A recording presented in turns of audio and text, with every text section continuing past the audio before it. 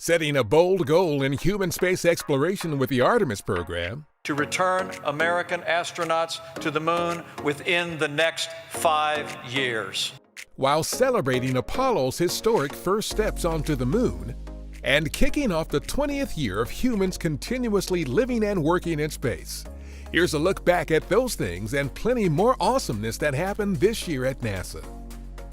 Our plan to return humans to the moon with the Artemis program was adjusted, with 2024 now being the new target for landing the first woman and next man on the lunar surface. This is a critical capability for not just a sustainable lunar return, but also an eventual journey to Mars. Our Commercial Lunar Payload Services, or CLPS initiative, selected commercial moon landers to deliver science and technology demonstrations to the surface in 2021 that could pave the way for the arrival of astronauts. One tech demonstration, known as Viper, is a lunar mobile robot that will collect data on water ice to inform the first global water resource maps of the moon. We also talked to American companies about developing reusable lunar landers and systems for future human missions to the moon. And we selected a company to provide power and propulsion for our Gateway, an outpost to orbit around the moon from which astronauts will shuttle to and from the lunar surface.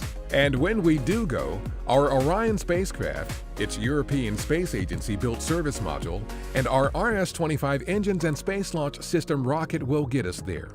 We made significant progress in 2019 building and testing these systems for our upcoming Artemis I uncrewed flight test. And what's a next-generation mission without next-generation spacesuits? Took care of that too in 2019 with new spacesuits that fit better and provide better mobility for astronauts exploring the lunar surface. And from our Mars robotic explorers, for the first time ever, our InSight lander measured and recorded a likely Marsquake. Our Mars helicopter technology was put through some rigorous testing in preparation for its launch on the Mars 2020 rover mission.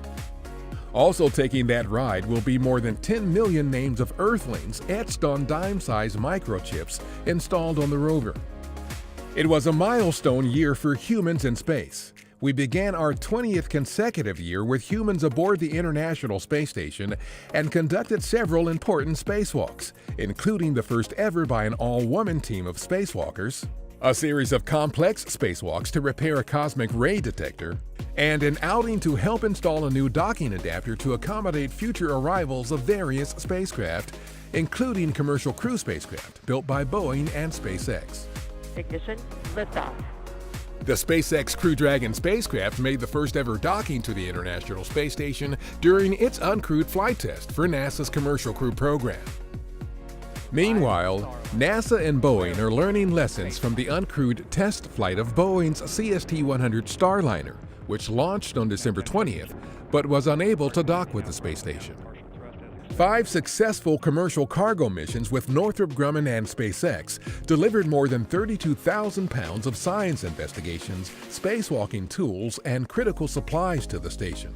A new policy was announced in 2019 making the space station available for commercial business ventures. And results from our landmark twins study of astronaut brothers Mark and Scott Kelly were published. Data from the study could help maintain crew health during exploration missions to the moon and Mars. Lots of happenings in our solar system and beyond. Our New Horizons spacecraft rang in the new year with a record-breaking flyby of a Kuiper Belt object 4 billion miles from our Sun. We announced a new mission to Saturn's icy moon Titan to search for the building blocks of life. Our SOFIA Airborne Observatory detected helium hydride, the first type of molecule to ever form in the universe, in a planetary nebula some 3,000 light-years away from us. We helped capture the first ever image of a black hole and its shadow.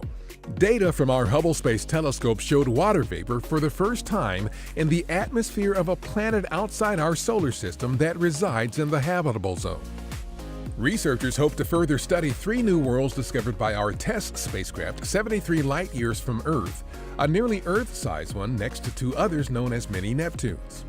The first data shared from super-close, record-breaking flybys of our Sun by NASA's Parker Solar Probe revealed new insights into solar dynamics that can affect astronauts and technology in space. Pegasus away. And we air-launched a mission to help us better understand the physical processes at play in the ionosphere that are potentially detrimental to radio communications, satellites, and the physical health of astronauts. Highlights from the world of space technology include the launch of several NASA technology demonstrations aboard a SpaceX Falcon Heavy rocket. The demonstrations are designed to test less toxic fuel for spacecraft, new ways to navigate in space, processes affecting space communications, and to look at the space environment around Earth and how it affects us.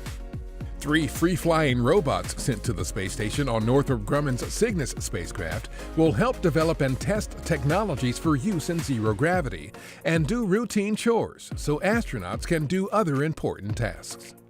Our 3D printed habitat challenge featured teams combining creativity and cutting-edge technology to manufacture sustainable shelters for use on exploration missions, including to the Moon and Mars.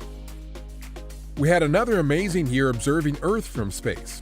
Cameras outside the International Space Station captured views of Hurricane Dorian, which reached Category 5 status and devastated the northern Bahama Islands. We used data from a Japanese satellite to produce a map for use by officials to assess damage from 2 strong earthquakes that rattled Southern California. Our Earth-observing Terra satellite captured images of California's devastating Kincade Fire. The blaze was fueled by nearly 100-mile-per-hour winds known as Diablo winds. And a next-generation high-resolution imaging suite sent to the space station to identify materials on Earth's surface, whether they be natural or human-made, could be used for resource exploration, agriculture, forestry, and other environmental areas. In flight, we continued groundbreaking research to help develop a new improved global aviation system. This included our X-57 Maxwell aircraft, which uses an electric propulsion technology that could increase efficiency while decreasing emissions and noise. Meanwhile, our X-59 Quiet Supersonic Technology project successfully completed in-flight testing of software and imaging technology that enables pilots to safely maneuver the skies without a forward-facing window. And we conducted the final and most complex season of flight tests for our Unmanned Aircraft Systems Traffic Management Project, or UTM, which seeks to integrate drones safely and efficiently into air traffic that is already flying in low-altitude airspace. And there they are, the men of Apollo 11, immortalized in bronze. Our historic accomplishments were a big focus in 2019. Our celebration of the 50th anniversary of the Apollo 11 moon mission included a NASA TV special and a series of other events around the country. The historic Apollo Mission Operations Control Room was restored so that visitors can see the room exactly as it appeared during the Apollo moon missions.